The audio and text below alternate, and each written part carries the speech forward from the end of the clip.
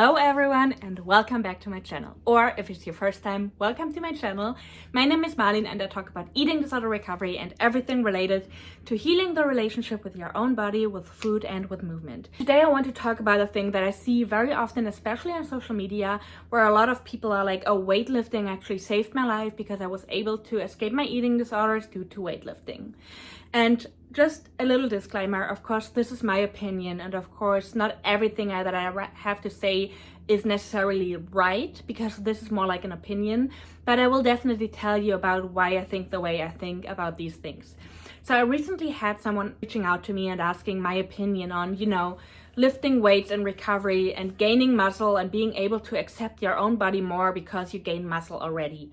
And a lot of people actually have this thought in mind, like if I gain weight, I actually want to gain muscle or I want to gain weight controlled. And for me as a coach, this is actually something very dangerous. If somebody tells me that, my alarm goes off. And I also had a conversation about this with my partner, who is a personal trainer, and he had a little bit of a different opinion. So I'm telling you right now, there are a lot of people out there who might have different opinions, and this is just my opinion, and this is my approach. I work with clients. So I personally did have an issue with over-exercising when my eating disorder started, and also like during my eating disorder, I wasn't really able to do a lot of like weightlifting or cardio just because my body was very weak already, but I would walk around the whole time, which also counts as over-exercising. So in my own recovery, I had to learn to rest. And this is something a lot of people have to do, regardless of if you have to gain weight or not, because a lot of people think, oh, resting is only important because I have to gain weight, so I don't want to burn any calories. But resting is so important for a lot of people in recovery, just to relearn that it is okay to rest. A lot of us actually don't know how to rest anymore. I didn't know how to rest, which is why my nervous system was like so all over the place. My nervous system was constantly activated. I was constantly anxious and restless, and part of it is because my nervous system was highly activated and never got to rest.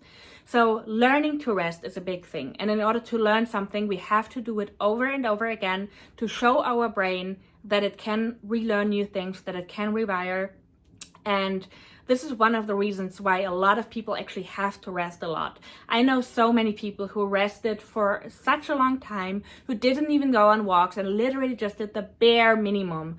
Because first of all, your body will show you that it is fatigued and that it will need rest. This is a big thing for people in recovery.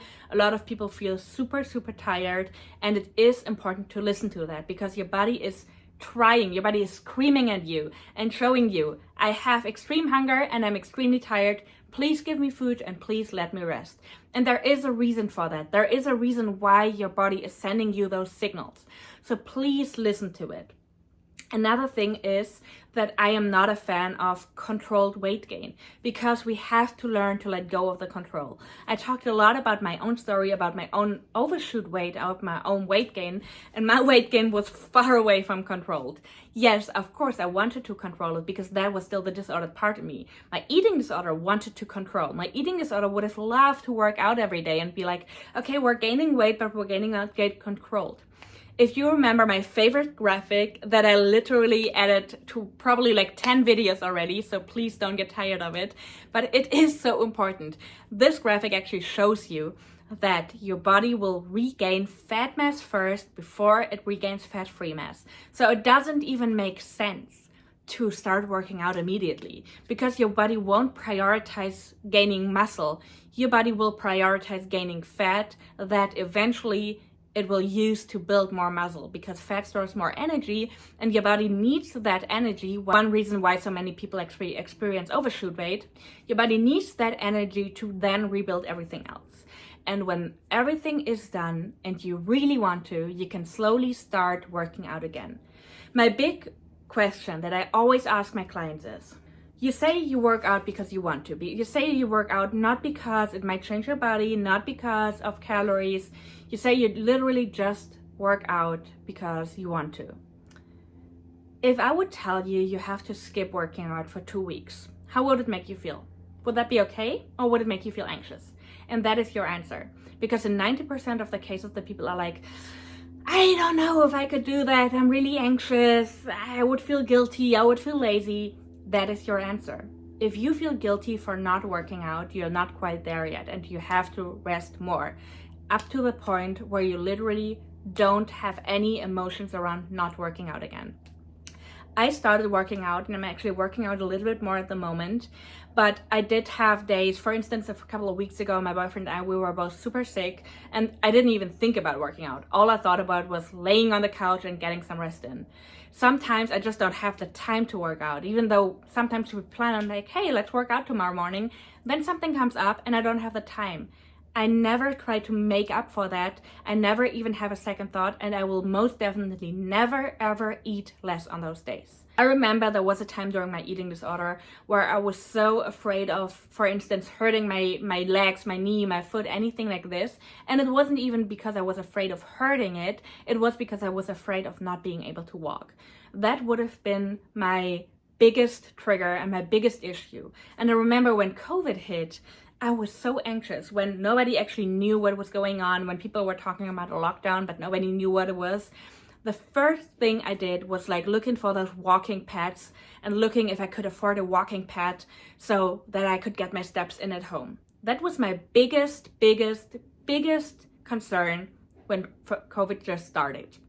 I think that shows you how important it is to rest for so many people.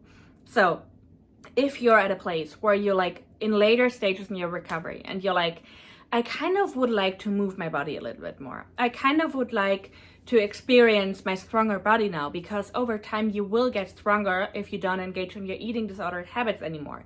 You will feel stronger and better overall. So yes, it can be an amazing feeling to feel that and to be able like to say, hey, I am so much more, like so much stronger than before. I don't get super tired anymore. I have more energy. That's amazing. And if that's one of the reasons why you want to work out again, that's great. I'm not gonna lie to you. I like getting stronger. I like being able to lift more weights than I did before, because I like the feeling of being strong. Something that I never wanted to experience when I was sick. I didn't want to be strong. I wanted to be sick. I wanted to be, weak. And now I just want to be strong. So this is something that you can definitely do. And I'm not saying that exercising is always bad, but I'm saying that first of all, you definitely should learn to rest first. And if not exercising gives you anxiety, if you feel like you have to, or if you feel like you want to control your weight gain, that is definitely a sign that you should not work out. And of course, another reason is make sure that your body is in a position to work out. A lot of people underestimate that the weight they are at is still not a good way to work out. Because even if you gain some weight already, and people might actually tell you, oh, now your BMI is fine to work out. We all know I'm not a fan of the BMI. That might still be way too low for you. So I'd rather wait a little bit longer and be safe than to start working out and actually risk a relapse, because then you just have to start it all over again. So as hard as it is, not working out for a while will definitely be helpful in your recovery. You can always start working out later. It's nothing anyone wants to take away from you, but you also don't have to. I feel like we live in a world where people think they have to work out. Every time I go to the doctor, they literally ask me how many times I work out a week. And it makes me so mad, because I'm like, why do you even ask that? That doesn't determine my health. I could work out nearly never or once every 2 months, and I could be a super healthy person, maybe way healthier than all those people who run to the gym every day. So you definitely don't have to work out, and if you want to work out, it is also super important to find something that feels good for you. For some people, it's just like walking their dog or doing some yoga, moving their body slowly, or just going to the lake in the summer with your friends. Whatever kind of movements you're choosing is okay. You don't have to become someone who's working out all the time. This doesn't have to be a path. Again, if you want to, that's amazing, but please don't let anyone else tell you what to do. I really hope this video helped you. If so, please give it a like. Don't forget to comment and subscribe, because it really helps my channel to grow.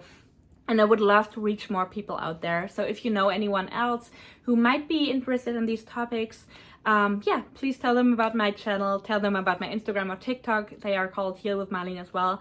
And if you or someone you know might be interested in coaching, you can always reach out to me. I currently have a few spots available, but I'm also very, very happy to just make these videos for you. So if you have any questions, please let me know. I'm always happy to answer your questions or to make a video about it. And otherwise, I will see you in the next one.